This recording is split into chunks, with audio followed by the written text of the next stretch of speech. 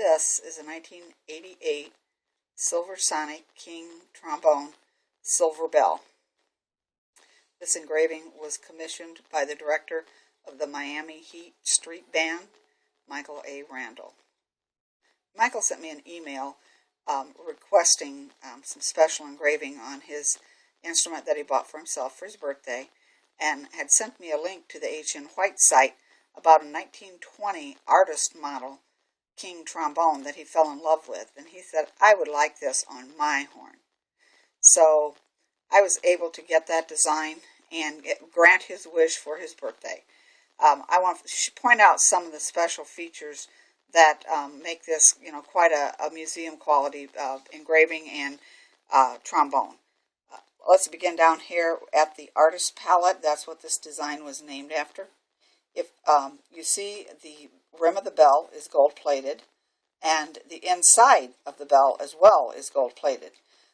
Notice the tips of the brushes there. You can see the fine hair-like features engraving that made it look so realistic. As we turn the bell around, there's like 5 different types of flowers. Some of those are inlaid with gold, and others are the natural sterling silver bell. Right above there, you'll see that King Silver Sonic logo that I had to work around.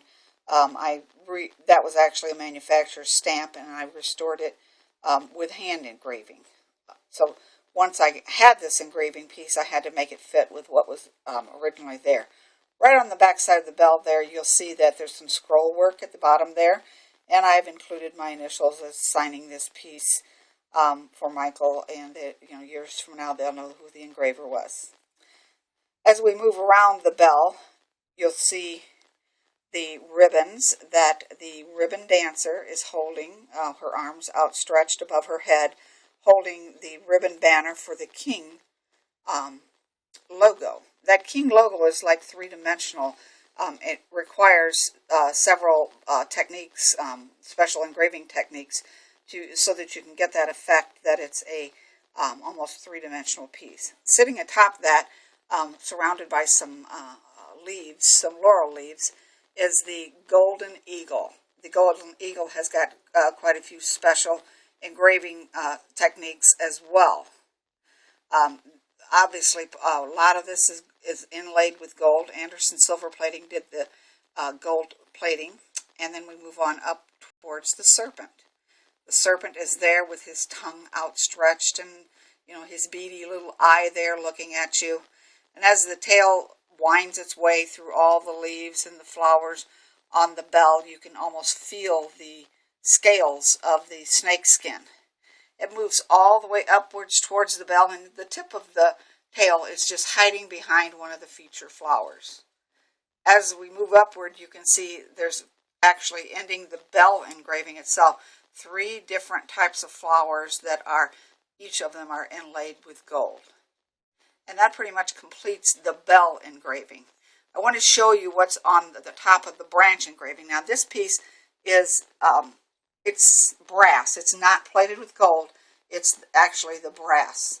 And the details are a little bit more difficult to see.